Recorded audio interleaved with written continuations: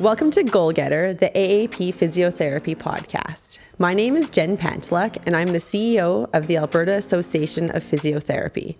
This show explores the power of physiotherapy, helping individuals move, heal, and thrive. Let's get moving. I'm really excited today to welcome Alex Chisholm to our podcast to talk about a topic that I think is going to be very relevant to a lot of people in our community, chronic pain. So Alex, welcome to the show. Thank you so much. So you've been a physiotherapist for a little while now. What inspired you to become a physiotherapist? I hurt my neck when I was very young. I subluxed a vertebra. They had me in a collar for probably 18 months. I think I was I can't remember how old I was, but I just moved to Canada.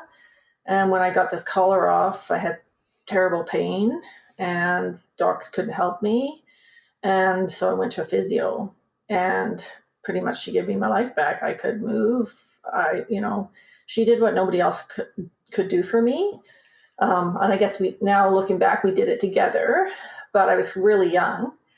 And that sort of started me I think I want to be able to do this for somebody else. And my mom was an occupational therapist, but I thought that was fascinating, but I wanted to be able to do for someone else what that physio, who I still remember and I'm still grateful to, did for me. So that sort of started my passion, and I like people.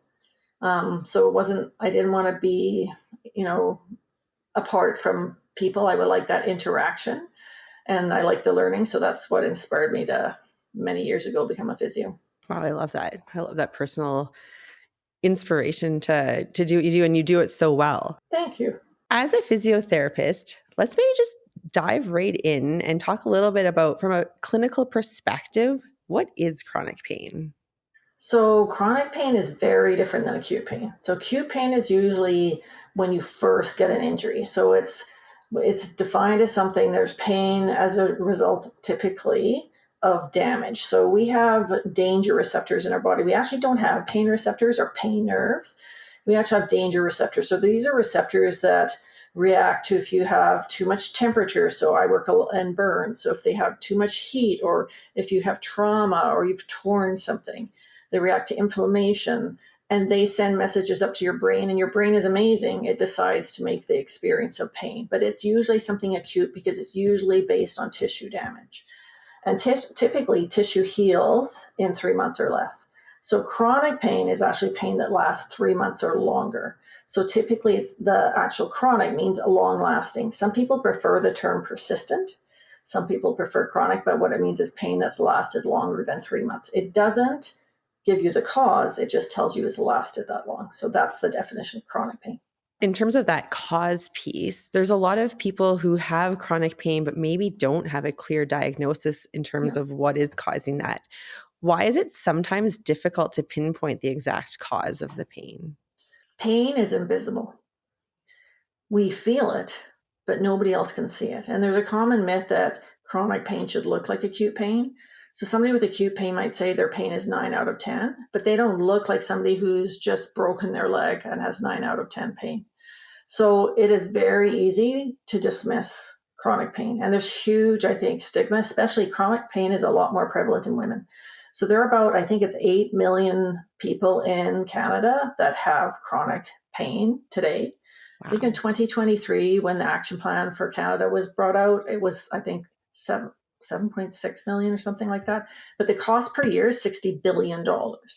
And they said if we could reduce it by 1% per year, that would be $188 million saved just by 1%. So it's huge cost. The cost is more than heart disease, cancer. It's amazing, the cost of chronic pain, but it is invisible. And I remember once when I was many years ago, one of my mentors, I was super upset one day. And one of my mentors was saying to me, why are you upset? And I'm like, because this person was in so much pain. I felt like crying. Watching somebody in a lot of pain is really hard. And I said, why don't people seem to care? And she said, that's because pain's invisible. And I said, well, what do you mean? She said, you can't see it. And also probably the most important part is there's usually no consequences to other people. So if I'm in a lot of pain, there's no consequences to you, but there's to me. And she said, but if somebody says, I'm going to puke, there's consequences because you're probably going to have to clean up my puke. So you might care a little bit more that I'm nauseous or that I'm going to vomit all over your office floor. But if I say to you, I'm in agony, that doesn't affect the other person in the same way. So it's invisible because we can't see it, but also we don't have good ways of measuring pain that goes on longer. So for instance, if you break your leg, when we do an x-ray, we can see the fracture. And that's a visual thing, so it's easy to understand that that person has pain. However, if that fracture were to heal and 6 months later the person still has pain, when you look at the x-ray, you don't see a cause. Much of the cause of chronic pain is no longer the tissue, it is now the wiring.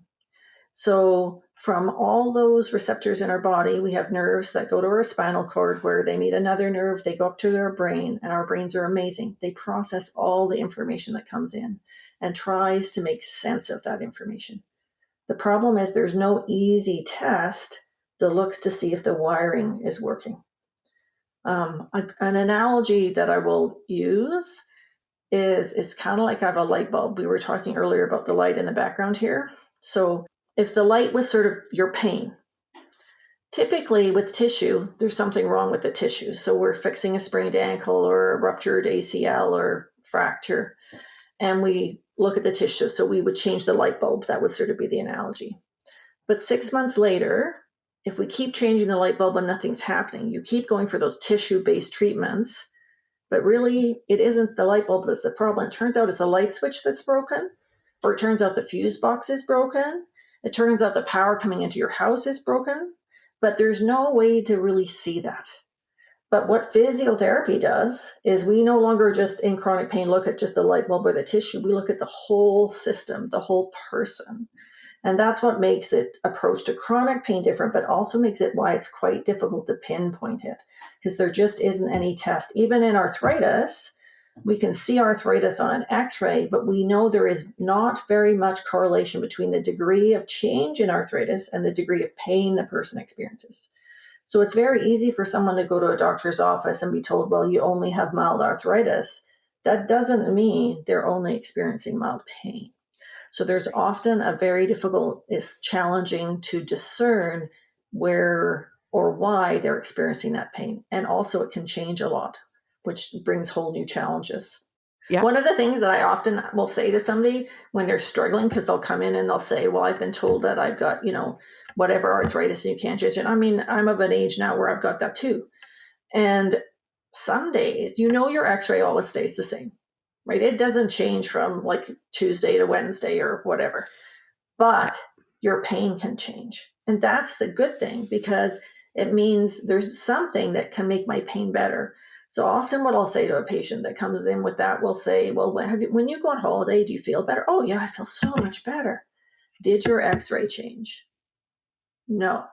That means there's other things other than the tissue that we could affect that will make your pain better. So yes, you're right. We can't change your x-ray without a total hip or something. But we can look at the other factors that your brain uses to decide how much pain you're going to feel that day and see if we can modify them. So when people think chronic pain lots of times, and I think you've really given some great examples, it's something they have to live with forever.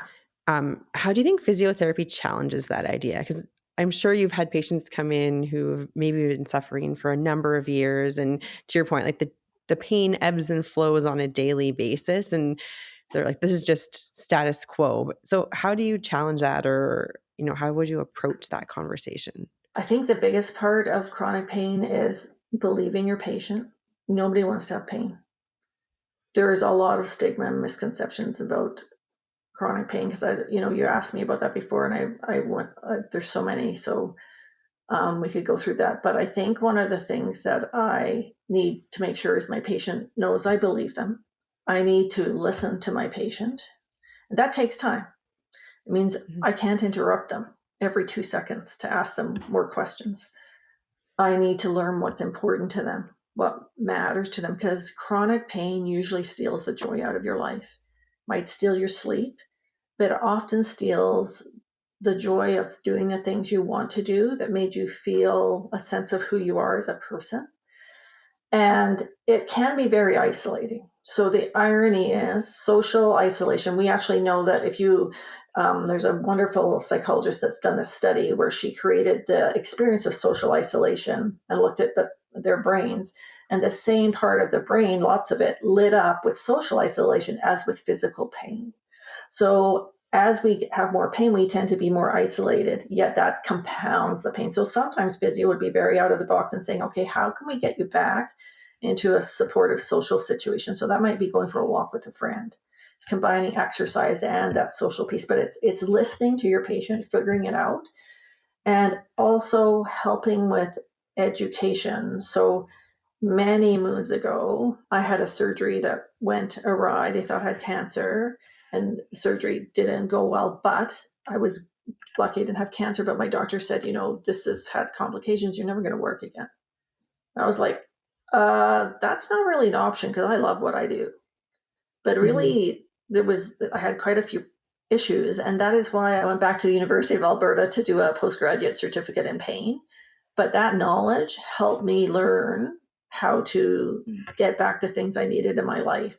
And it made a huge difference. And I realized that that's something that you can use with your patients. One, tell them a story if you have one, but two, sit down and listen, hear what they say, and also understand why do they believe they just have to live with it. What are their beliefs? Because sometimes those things are valid what they're saying, but sometimes they have seen something on Instagram. Their friend has told them, that's it for the rest of your life. So sometimes it's looking at their beliefs and asking them to question whether those things are true. And a lot of times it's helping your patient become the expert in their pain. Because I can't tell them about their pain. They need to teach me about their pain, and I can help them understand the physiology. But it's a two-way street, really. We're working together. It's very different because you are a team together.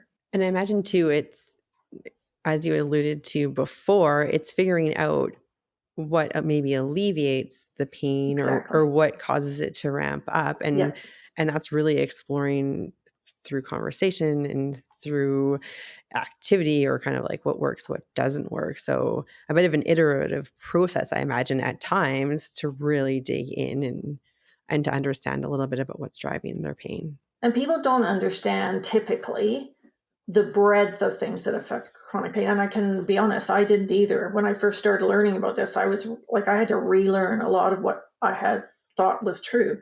So the good news is tons of things affect chronic pain. The bad news is tons of things affect chronic pain, but it means we have many different avenues that we can utilize.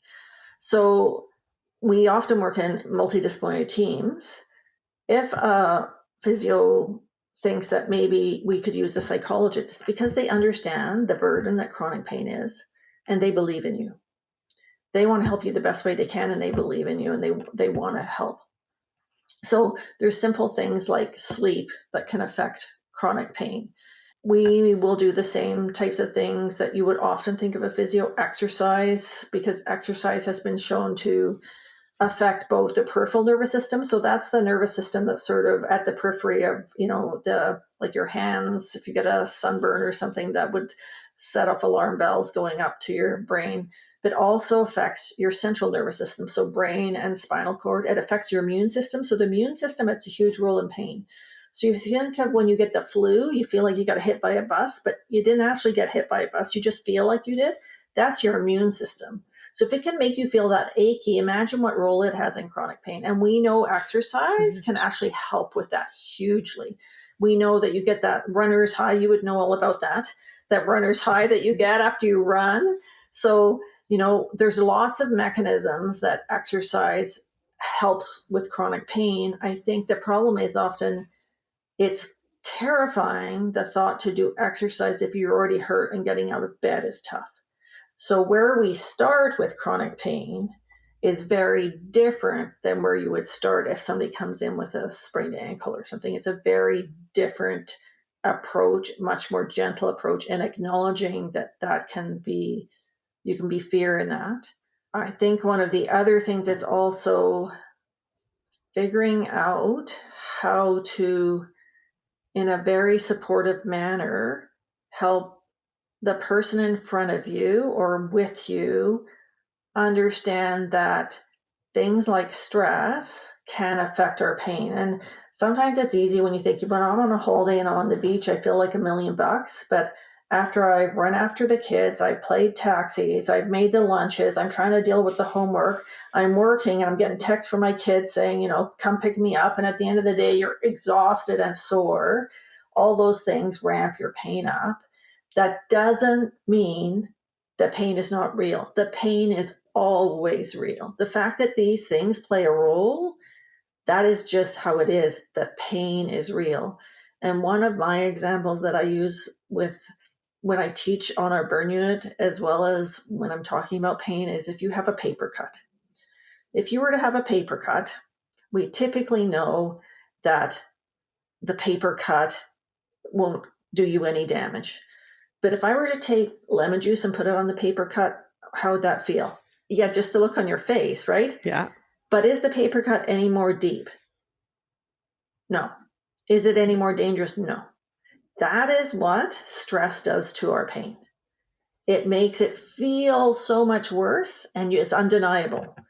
So sometimes if your physio is looking at other things like breathing or meditation or mindfulness or hypnosis, if they're looking at different things, it's because they believe your pain is real and they're using all avenues to help alleviate that pain. And that body-mind connection, I imagine, right? Huge. And Absolutely. how do you Huge. overcome some of those mental hurdles? Yeah. Absolutely. So earlier you touched on there's lots of misconceptions. There's a lot of stigma around chronic pain. Let's dig into some of those misconceptions and maybe dispel some of those myths that are out there.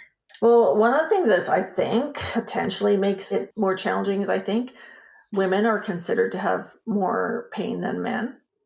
So unfortunately, we do have a lower threshold for pain. So we have more pain sensitivity than men, just genetically speaking. That's just how the cookie crumbles. But we tend to forget it faster, it turns out, which might be why we actually have more babies because we forget what that was like, which might be, maybe that's an evolutionary good thing.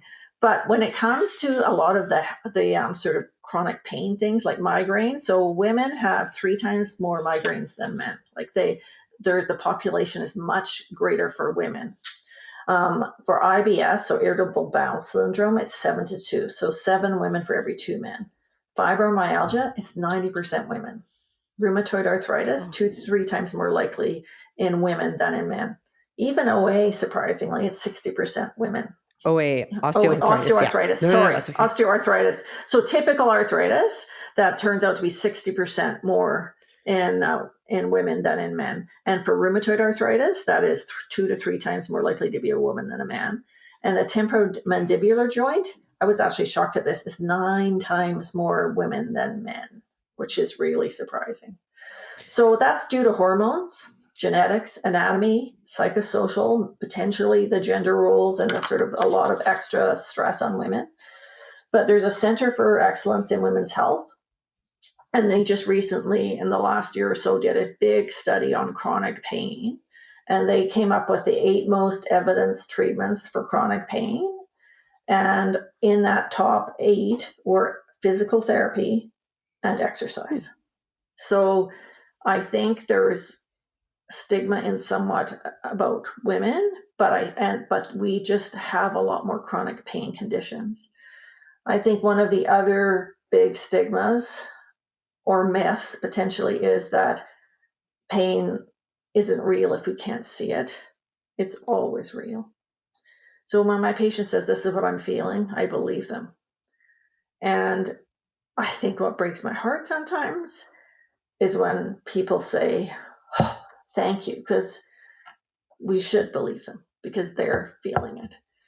There's a stigma that, they've had chronic pain for a long time. Do they want to get better? Everybody with chronic pain wants to feel better. Like, nobody wants to have chronic pain. There's a lot of myths like posture causes pain. If you just stood up straight. Another myth out there is, if you got that abs of steel, you won't have chronic low back pain. That's unfortunately not true. There's that belief that only the pain we can prove is real. Absolutely not. We may not know why you have the pain, but we know you have the pain. We believe you have the pain. You know, and depending in the setting you're in, if people haven't had a lot of exposure to chronic pain, they think it's going to look like acute pain in the patient. It doesn't look like acute pain. Another one is that the effects of chronic pain are only physical. So the definition of pain is sensory. So this is the International Association for the Study of Pain. The definition of pain is a sensory and emotional experience that basically appears like real or threatened tissue damage. That's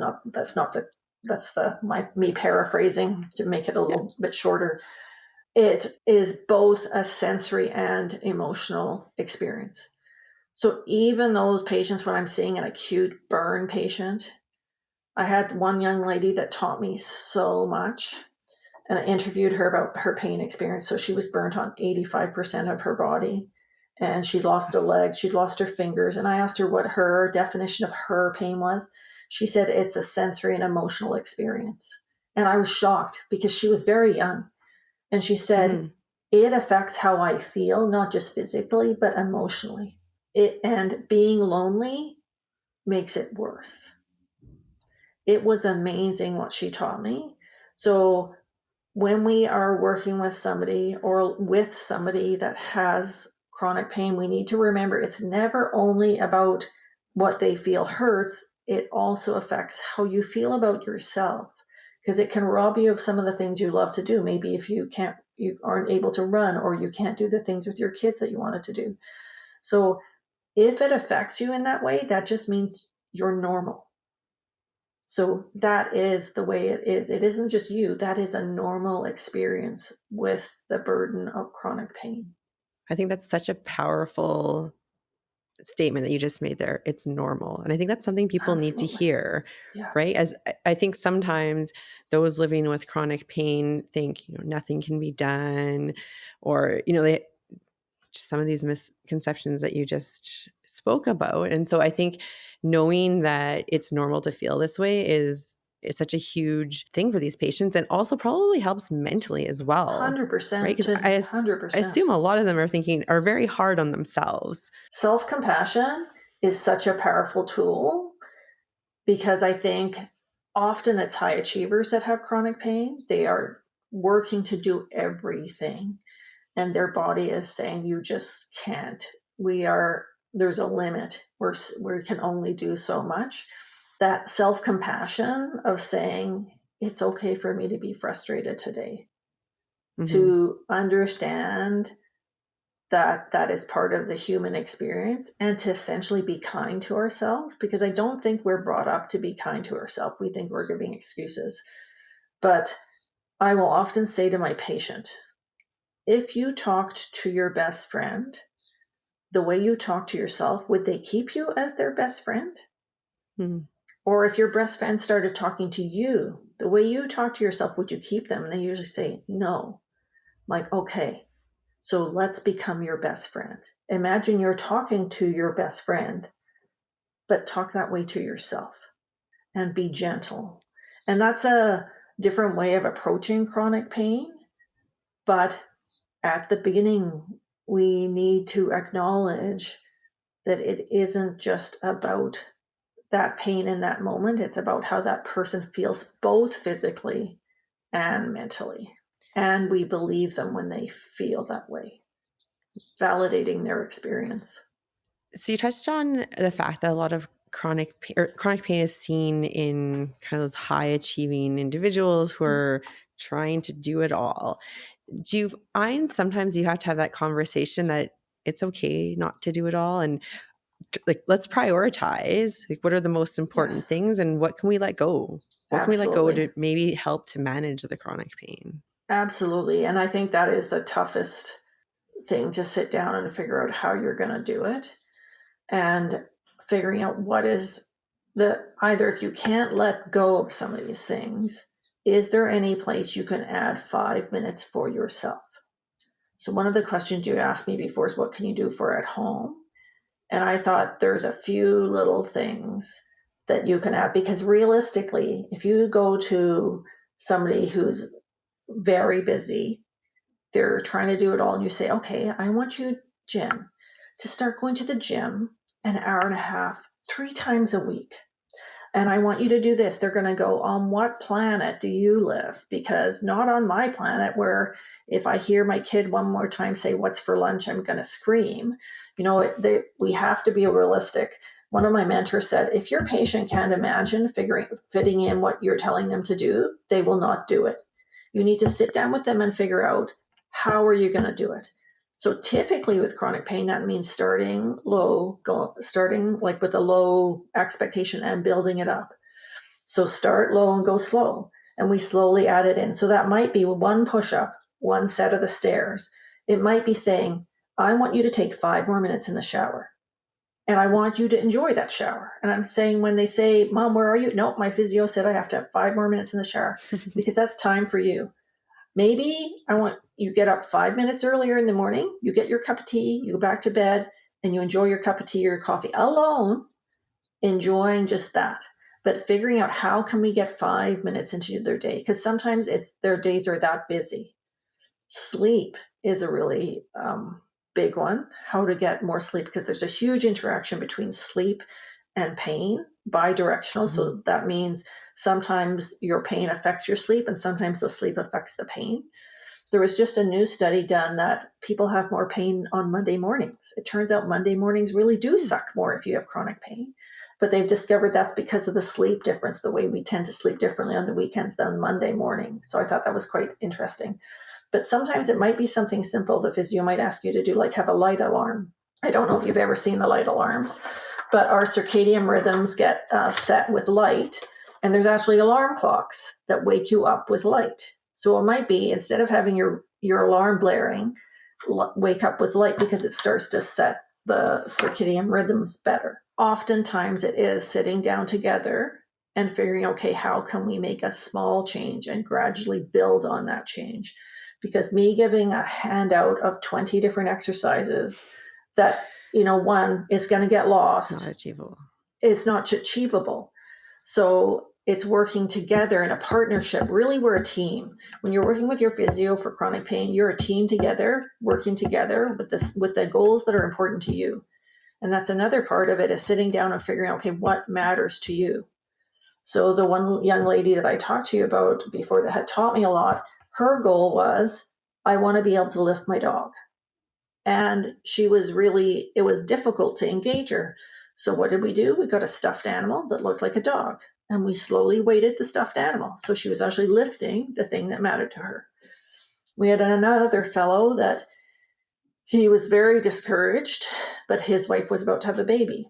So physio became bundling the baby, lifting a weighted baby. So because those things were important, you could build it into their day. So it's figuring out for this person what matters to them, not what matters to me, because that's irrelevant. It only matters what is the person that's in front of you that's experiencing the pain and where they want to go with that. Right. And I imagine it's likely setting a lot of micro goals along the way. 100%. Right? Like those baby steps, working maybe towards an ultimate goal. 100%. And I think one of the questions you had previously sort of asked me to think on was when people are frustrated with progress. And I think typically it's because we have a huge end goal, but we haven't broken it down into those micro goals. So sometimes that will be sitting down with your patient, and the micro goal might be getting my clothes on today instead of being in pajamas all day. It might be something, I want to put lipstick on, so putting on lipstick. It might be tiny little goals, but that helps build in that sense of achievement. And also planning for when they have a pain flare, because they do happen. Understanding that having a pain flare doesn't mean you're not still going in the same direction. You've just got a detour. And if you don't do your exercises or whatever it might be for a while, reframing, as the gentleman who helped me today, because I was so nervous when we started, reframing my anxiety, is reframing it. You're not starting over. You're starting with experience. You've already got some experience under your belt. You're starting with that experience. So all those things come into play when you work on those things. So on that note of stigmas, what are some of the other big stigmas that you find are associated with chronic pain? I think in a way, I guess in a way, this is a stigma, maybe more of a myth. It's that I shouldn't exercise. If it's bone on bone, or you have the spine of an 80-year-old, the language that we use when we talk to people really makes a difference. That's only because they're human, because the language they use when they talk to physios and doctors makes a difference too. They did a study looking at how they communicated MRI results and the language they used. So dependent on the language, even though the content or the information was the same, but the way they communicated it, professionals would recommend different interventions such as surgery or no surgery with the same MRI information. So language affects all of us. For instance, I will never say to my patient, let's try and get you up. Because try, does the Nike commercial say just try? No, it says just do it. So if I say try, like we're going to try and be done this podcast on time, like you think, well, maybe we will, maybe we won't. But if I say we're going to get out on time, you believe me. So when I say to my patient, I'm going to help you get out of bed, because I know I can do that. I'm not actually saying they'll be successful or not successful, but I did an experiment because initially I didn't believe language is so important. When I first learned it, I thought, is that really true? So on one half of the unit, I said, I'm going to try and get you out of bed. On the other half of the unit, I said, I'm going to help get you out of bed. I've never used the word try. After that first week, I thought clearly it makes a huge difference. And so language that we use with our patients is really important. And when we say, oh, it's bone on bone, they think every time they feel pain, they're doing damage. And one of the big miscommunications is pain doesn't necessarily mean ongoing damage. So you need to be seen by the appropriate health professional to make sure that that is the case. But sometimes the pain is just the wiring is screwed up. It's short circuiting. So it's safe to do these things. That doesn't mean it doesn't suck, but it can be safe. So one of the things about exercise, it's one of the cornerstones of physical therapy for all the reasons that it improves longevity. We've even found it can improve depression. It improves immune system, healing, peripheral nervous system, central nervous system, all of these things. But when you first start exercising, you don't necessarily see the benefits. So it's sort of like when you build a house, they're doing the basement and the cribbing. You're standing on the road, you see nothing. You see no change, but you're working away. So at the beginning with exercise, you tend not to feel those benefits until later. So the key is working with a therapist that will help get you through that stage till you start to feel the benefits. You go, you know what? I went up the stairs today. I didn't even think about my knee once. You know what? I got out of the car. I didn't even think about it. I bent down to the dishwasher and I, got out, undid the dishes and went, oh my God, I did it without. So you need to help support them till they get to that point. So the beliefs or the stigma about exercise being bad is really important to sit down with your health professional and talk about that. So some people are just super hard on themselves and just say, I have to push through it no matter what. Sometimes we need to give ourselves a break and say we need to pace it. We need to sit down and do a bit at a time. Because we can sometimes have these boom or bust cycles where I'm having a great day today. That means all the things I couldn't do yesterday, I'm going to do. And then the next day, you're absolutely exhausted. Sitting down and figuring out together, how am I going to handle those good days and bad days so that we have more good days? So the other big thing that I think is an issue is people will say, if you see a get rich quick scheme, we all typically go, sure. It comes on your phone or whatever. You can make $20,000 in 2 days. We don't believe them. But when it says, if you do this one exercise, you too can get rid of the pain you've had for the last 30 years, we believe them because we're desperate. So I think that isn't always helpful, is these, fix you quick schemes. It's rarely a fix you quick solution to a pain that you've had for a long period of time. So I think it doesn't really do us any favor when it's all over Instagram and Facebook. It's usually in somebody's financial interest, not necessarily in your financial interest either. When you're talking about like having more good days than bad days, I just think about those who are incorporating fitness, and they talk about, pushing through pain or when to stop. And so for someone who's living with chronic pain, and there's, kind of like that base level of pain, and you're starting to incorporate more movement or more activity into their life, What's your advice in terms of like, when is it okay to push a little bit more, or when do you need to maybe slow down and stop? That's a really, really good question. So first thing I'd say is make sure you've been seen by your doc and your health professional or physiotherapist to make sure that there are no red flags. You haven't got, more numbness. You haven't got loss of, strength. You don't have trouble with your bowel and bladder, nothing that's a red flag. So one of the things that we know is we just reviewed this. So the Pain Science Division of the Canadian Physiotherapy Association has a community of practice. Every month we have speakers that teach us. And so last month's was about exactly this question: to push into pain or not to push into pain. And we're talking about people with chronic pain now. We're not talking about healthy athletes that have that, post-workout, it feels sore, but you're like, I kind of love the sore because it means I had a good workout. We're talking about people with chronic pain. So when they exercise, is it acceptable to have a little bit more pain that then resolves within, less than, a couple of days, that you might feel a little bit more sore? We're not talking off the chart sore.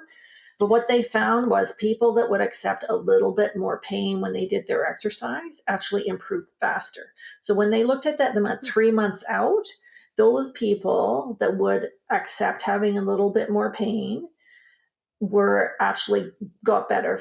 But they caught up to the people that said, I don't want my pain to go up. Like I'm willing to exercise, but I don't want pain to go up, which is totally fine, because if you're at your limit, you're at your limit, and we meet you where you're at. That's the role of physio, is we're working together to meet you where you're at a year out, because really we want you to be better for the rest of your life. I don't want you, the goal for me is for you not to need me. So say a year out, the people that said, no, I'm not willing to have my pain go up, at a year, they met the ones, they were the same as the ones who'd said, I'm quite willing to have a little bit extra pain. So it kind of comes down to you. But my suggestion would be, if the pain is interfering with your function, it's probably too much. So my personal suggestion would be, if you're willing to have a little bit of extra pain that doesn't interfere with your function or your sleep or how you feel, that's okay. But if you want to push so much that you can no longer do the things that are important to you, or you're no longer sleeping, I think I would encourage my patient to back off in that situation. I'm thinking just around, we're talking about changes, we're talking about, trying to find solutions to help to, in some cases manage the chronic pain. What are some small but maybe powerful changes that people can make in their daily routines to reduce their pain levels? And I know you kind of touched on a couple before, like spending that extra 5 minutes in the shower, or, sleeping in. Are there other recommendations that you make, and just those small tweaks that are achievable for people? So some of them may be doing the things that physio has shown them. So when we are seeing somebody with chronic pain, we are really looking at retraining that whole nervous system. So that might be teaching them mindfulness. It might be doing what we call sensory re-education. So sometimes people that have what we call allodynia, so they have pain with a non-painful stimulus. So if I just touch their arm, it hurts. When you do testing, it turns out sometimes they can actually be numb. So they can't feel the light things, but they feel a lot of pain. So sometimes we teach them exercises to do where they're just looking at where they're touching. So sometimes it's just taking 5 minutes to do that. But it can be super simple things like warmth. There's one, I have quite a few patients that, this is a fairly out of the box, but super Canadian. They make these things called lava seats, and they are to go to the ice arena. You warm them up. They're in a nice, like, thick thing, and you sit on them when you're at the arena because it keeps your butt warm. But what they're amazing for is putting around your back, because one of the simple things is heat and cold. It doesn't make people a lot of money typically, but it can be quite effective for chronic pain. So patients tell me they love that, because if they use a wheat bag, all the wheat just falls to the bottom. Now, there's always a proviso. You have to make sure you have intact sensation. You can tell the difference between hot and cold. Because if you were to be diabetic, you might not feel that. If there's other reasons, if you had other neurological things. So you have to be sure that it's safe to put warmth on. But people say, I really love that because it molds to my back and I just lean on it. And sitting when you're, watching TV or something with that can be super helpful. Some patients say they really like those vibrating cushions. It just gives a little bit of stimulus. They really enjoy that. Nature is another thing. that can be very helpful. So Canada has this amazing program called PARX. It's parks. And if you go to physios can be registered providers, they can give national parks pass, one patient per month. And that gives you free entrance into the Canadian national parks, because we know that 2 hours a week of nature can reduce pain, increases health, decreases blood pressure. So maybe it's figuring out how to work in some green time, being in nature. That can be helpful. So that might mean if you're a mom busy with the kids, you take the stroller and you go out somewhere along the river. It might be you go to meet your friends. So who's your best friend? Can you buddy up? That reduces social isolation, gets the walk in and does the nature. And we sleep better after some fresh air. So the more ways you can get, the more bang for your buck, the better. Being kind to yourself that we talked about before, that's super important. And another thing that I think is helpful is when you're with your physiotherapist, they're going to be helping you learn about the physiology of pain. You're teaching them about your pain, but they're going to be teaching you about the wiring, why sometimes pain can spread, why you feel what you feel. Because the more knowledge you have over your pain, the more control you'll feel. And we know if you have control, you feel better. But sometimes in a family, the other family members or you're in your social circle, they may not understand pain. So if you have migraine, they might not really understand that. Sometimes being able to share that information with them so they can understand that can really make a big difference, because they can help you with your goals. But once you feel understood, typically your pain is less, because a lot of the time is having people believe. When somebody can have a migraine so bad they can't stand the light, they sometimes even people can't find words because of that, but somebody else looking at them doesn't see that. Once people feel heard by their family and their support circle, that makes a difference. Or they feel like they can ask their support circle, I'm having a bad day, could you help me with this? I think that takes a lot of the pressure off. And the other thing is being consistent, doing a little bit, being realistic about what you can fit into your life, and doing some joy. Like, that sounds like a funny thing, but I have a patient right now who he's been struggling with burns for a long time. And I said, you know what my homework is for you today? He said, what? I said, I want 5 minutes of joy. So that could be a laughter.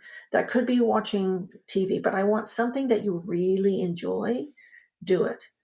5 minutes might be all somebody can fit in their life. If you can get more, that's great. But because you're saying they deserve it. And we all deserve to feel better. I love that piece about the support network. I feel like it touches on so many different aspects that you've touched on already, in terms of, obviously understanding what you're going through as an individual and feeling heard. But I just think back to, trying to fit things in. And sometimes maybe it is utilizing that support network a little bit more and, asking people for that support. So maybe, hey, do you want to come hang out with the kids for half an hour so I can do X? Or, I love the idea of grabbing that friend and going out for a walk. Yeah. I used to do, when it's not like crazy snowy here, walk meetings. Like, I would be like, hey, we want to meet. Let's go for a walk. Let's talk. And I found most productive meetings ever, because you're, to your point, you're out in nature, you're having that opportunity just to like enjoy and move your body and converse with someone. So that's a really good program, because it actually, anybody can go to their site. And so the public could go to their site too. And you can actually write a prescription for nature. So it will give you the bones where you can say, I'm prescribing this to reduce your blood pressure. I'm prescribing it for all these wonderful things we know. But I feel like people are empowered. So I've noticed that people say, you know what? I actually have a prescription why it's important for me to go for a walk. So I'm going to do it, because otherwise somebody, oh, you're going for a walk again. Like, they're thinking you just want to get out of what all the trillion other things. No. I need to, look after my blood pressure. I need to look after my, strength and mental well-being. But when they actually see it written down, it's actually super sight. They feel empowered to say, yes, this matters. And sometimes I think we forget how to say we matter. and being empowered and having some of those tools and on the knowledge of how your pain works, I think that's really important. And that social piece, I would totally agree with you. Support groups are really another helpful thing, is, talking to somebody else that shares a similar struggle. So, are there any warning signs that might indicate like someone with chronic pain should seek physiotherapy instead of just living with it? I think if you've had an injury that has not healed as you expected it to heal, one of the cardinal things that makes me anxious is when that pain starts to spread beyond the area of the original injury. So, say if you hurt your knee, but now your ankle is hurting and your hip is hurting too. So, there are reasons that people experience that. But that will be the time. It's a lot easier to change your nervous system around from sort of firing in a way we prefer not fire to the way we want it to earlier. If you've had pain for a long time, it just takes a long time to change some of that around. If it's just starting, it's easier.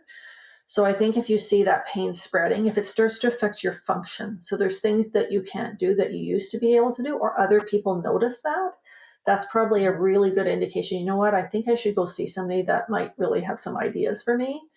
Along with, if you have any sudden changes in bowel and bladder and those sorts of things, you need to go see your doc probably. So, Alex, you talked about like one of the big things as a healthcare provider is believing your patient. And I think a lot of people who struggle with chronic pain maybe don't know the best way to articulate that to the support network around them. Do you have any advice for those who are, struggling with chronic pain and how they can better share that with those close to them? I think that is really the biggest struggle, because we do actually know that the more loss and trauma somebody's experienced, the more likely they are to have chronic pain, which makes sense when you think of the definition of chronic pain. It's an emotional and sensory experience. It is never one or the other, because we always have a brain. So unless you're talking to somebody without a brain, to which I'm sure that would be tough, unless you're a mortician, you always have an emotional response because you are a normal human being. So you cannot have a pain without having a reaction to that pain. I think it's a lot easier when the pain is visible. So there are things like if you're walking with a cane or, a cast on, people tend to believe that pain. I've often wondered if kinesiotape, there's a lot of studies now that would question some of that, but it's colorful. It's a way of communicating that you have pain without saying I have pain. You are believed. So I think the single biggest struggle people with chronic pain have is feeling like people believe the distress they're in, and understanding that it's both physical and emotional. It's never one or the other, because that is always in a person. And we as physios, we don't treat body parts. I remember a doctor asking me, why do you care about that stuff? I'm like, because I treat people. I don't treat a toe or a knee. I treat a person who has an injury. I treat the whole of them, and we can never separate. We just can't. There's often the good and the bad. So I have the privilege, absolute honor, of working with burn survivors, and I learn from them every single day. The thing that's often the hardest is the pain they go through, but also the visual scar that people see. People stare. Part of my therapy is how we will cope with that. When people see scars, they believe in the pain. They don't have to, convince someone that I have pain. It's much harder because people will look, but people believe when they say they hurt. I had that young girl who once said to me, my pain can get worse without you even touching me. She said, my hands hurt so bad, and she'd lost a lot of her fingers due to amputations. And she said, if a nurse walks in the room that I don't trust, before she even gets close to me, I hurt more, which is fascinating. So you don't have to have physical touch or anything touching you to hurt more. So because pain is also always physical and emotional, that stress can make their pain worse. So Sometimes being able to have somebody tell a story about something like that to another one helps them understand that all of those things, because they're happening in your brain in the same place as you're processing pain, all compounds. It makes another one worse. And I had that same experience when I lost my father. Went out to the island where we'd taken them for 20 years, and my knee was so sore. And I thought, what have I done to my knee? And I realized, you know what it is? It's just that heightened grief response. Once I understood what it was nothing dangerous. It was better. But I think that if you are somebody who's living with chronic pain, having that conversation and learning together with your support system about pain is super helpful, because they need to understand it too. So the biggest struggle I find is people not feeling like they're believed, and then needing the people that are around them to also understand the struggle is physical to do things, but also to cope with the pain and all the emotional consequences of the pain. So I think it's knowledge. And then we have, even having your support person come with you to your physio appointment. If you, the person, are unable to explain it, which is fine, say, could you come with me and say to your physio, are you willing for my husband to come so you can explain it to him? Because I'm really struggling. And if you can sit down together, that's super helpful, because then you can address those beliefs and address the things that are really bothering you, because it is normal to struggle with that. And it is normal, the more of sometimes these emotional things that we go through makes that pain worse. So just think, if it can do that to someone who has, who is a burn patient without any touch, that's just normal. And it can work in the reverse. Like, joyous things can make us have less pain. I remember this young lady could not tolerate having anything touch her. Like, literally would lay there with a little towel on because she couldn't tolerate touch. But when her dog came, the dog could sit on her and she didn't have pain. Nobody would ever argue that she wasn't experiencing pain. And that's what makes it hard for the typical person with chronic pain, because we don't see other indicators of pain. It's just as real in those people. So I think that's what I would beg somebody who's living with somebody with chronic pain is, they want to feel better. Nobody wants to hurt, either physically or emotionally. What can we do to learn about it? What can we build into their life? If you know that when you go to a certain place, you always feel better, what of those things can we take and put into your life? But it is always real. It just might be we can't see it. I often talk about it as a superpower. So I used to do this exercise with our pain society, where I'm a bit of an out the box thinker. You might have noticed that. I got everybody in the audience to put on a hospital gown. And it was amazing. There was actually pushback. I was like, are you kidding me? And they all had to put on their hospital gown over their clothes. And the question was, how do you feel? Well, people felt invisible. They said, I don't feel seen. I feel vulnerable. I'm like, because our clothes are our identity. As soon as you're a patient, what happens? So I say that the patient gown's an invisible cloaking device. Our superpower has to be see the person through that.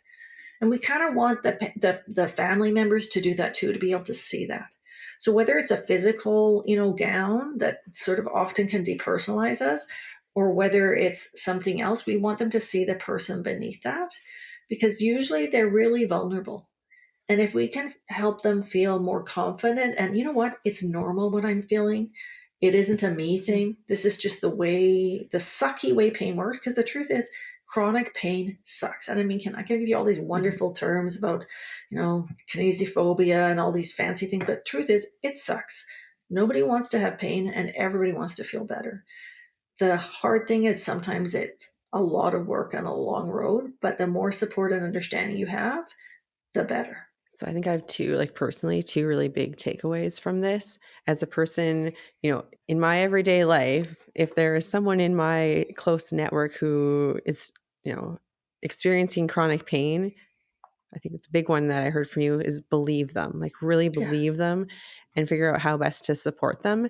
And then for those who are experiencing chronic pain, find out what brings you joy. Yes. So I feel like there's so many times that you've had some really great examples and stories that you shared about how just finding that little bit of joy can help immensely. And like how I think not only finding what brings you joy, but how do you infuse more of that into your day? Exactly, 100%. And it might be very different things, because one of the things that can help with chronic pain is novel movements. So our brains are wired to learn, which is amazing most of the time. But if it has learned that that movement typically brings you pain, it may give you pain before you actually do the movement. And that is a normal thing that our brains can do. But if we can find novel ways of doing movement without that same pattern, oftentimes people won't have pain. So, for instance, one of the things my patients do is we're boxing. And not to fight, but for exercise, because most people have never boxed before. And I mean, it is so refreshing to see people that are like, oh my God, I can do this. But your brain has no preconceived judgment when it starts these novel movements. So sometimes it's working together to get those novel type movements built back in. So I guess it goes back to working together and being believed and understood, and having compassion both for yourself and for the other person. And I think it's okay to say that they are frightened of pain, because we kind of build this world where we reward strength and we reward resilience. Like, you don't ever go to say how we never see a presentation that says, come learn how much pain sucks. You only say, learn how to be resilient, right? And you go there and you come out feeling, well, how come this guy could do it? And like, I'm struggling, just to get to this presentation. So I think if we normalize it, so this is another weird way of looking at it, but we will often say, well, people are afraid of pain. So I say, well, isn't that because they're human? And I say, so if I come up to a guy and I go to knee him in the, what's going to happen? He's going to go, oh, and everybody in the room's going to go, oh, you know what? That's because it's normal to be frightened of somebody doing something stupid like that. But that is no different than somebody who's scared that if I do this, I might get a migraine, or if I do this, I might get back pain. We normalize it in one situation, and then another situation we say, well, you shouldn't be frightened. Well, it's normal to be frightened. What we have to recognize is that's normal based on their experience. How do we change the experience so we can reintroduce that with a different outcome? Again, going back to the idea that this is much more common, like people living with chronic pain. Like when you're sharing some of these examples, a lot of people are living with chronic pain. 1 in 5, I think they say. That's a lot. Like 1 in 5, that's huge, right? 20% of the population. Are there any resources that you recommend, that are available, trusted resources that, if listeners maybe are living with chronic pain, haven't taken that next step to try to figure out how do I manage this? How do I overcome some of the things that I'm dealing with? Do you have any suggestions for where they can go? Well, obviously one I'd say go to the Alberta Physio Association and find a physio that you could see. But there's also, we're really lucky. Alberta just started the Alberta Virtual Pain Program. So if you Google the Alberta Virtual Pain Program, you can take it anywhere in Alberta, and it's online.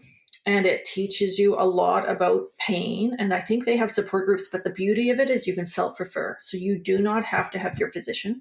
You cannot be enrolled in another pain program. But as long as you're not enrolled in another pain program, it's really a wonderful resource that doesn't cost you anything. It's free. There's a physiotherapist called Kathleen Sluka. She's done tons of research on exercise, but she breaks it down. So it's sort of a digestible little bite-sized pieces. And she's on onething.painsci.org. So the word one thing, and then pain, and then sci.org. And she's got a little talk on there, which I think is helpful when people are thinking of starting.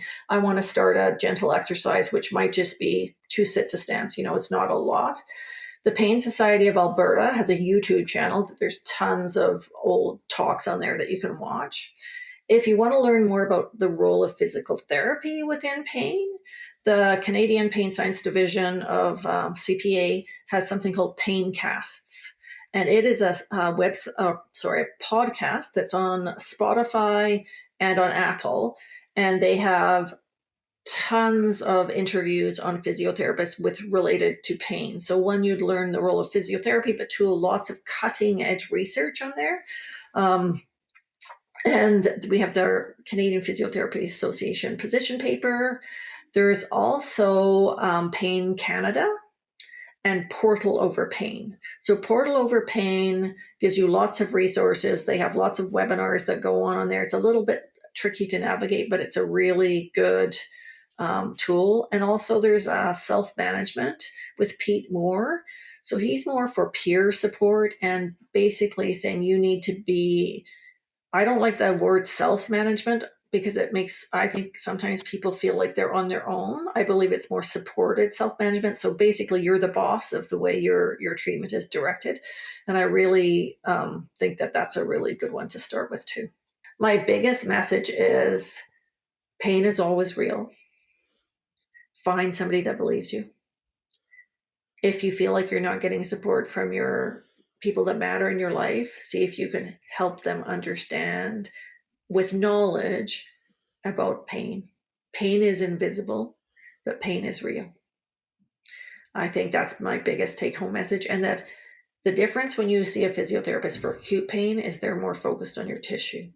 When you see somebody, when you're coming with a chronic pain problem, we're looking at all of you. So if your physiotherapist is doing mirror therapy or sensory retraining or doing hypnosis or doing boxing, it's because we're looking at the entire system. We want to look at all the things that can impact you. Sometimes there are many different inputs. So everything might contribute 5% to your pain. But if we can reduce 4 of them, we can make a difference. So sometimes we need to go multifactorial, how we look at it. But pain is real and there is hope because it can get better. Thank you so much, Alex. This has been such an insightful conversation today. And I think, whether you're someone who is currently living with chronic pain or someone supporting someone with chronic pain, I think there was huge value in our conversation today and just so many great lessons learned, so many resources and suggestions on what someone can do just to take those first few small steps. So I just want to say thank you so much. Well, thank you for having me. It's an honor to be here. I really appreciate the opportunity. Thanks for joining us today. I think there were some amazing takeaways from our talk with Alex on chronic pain. If you're interested in learning more about physiotherapy or to find a physiotherapist near you, visit albertaphysio.com. See you next time.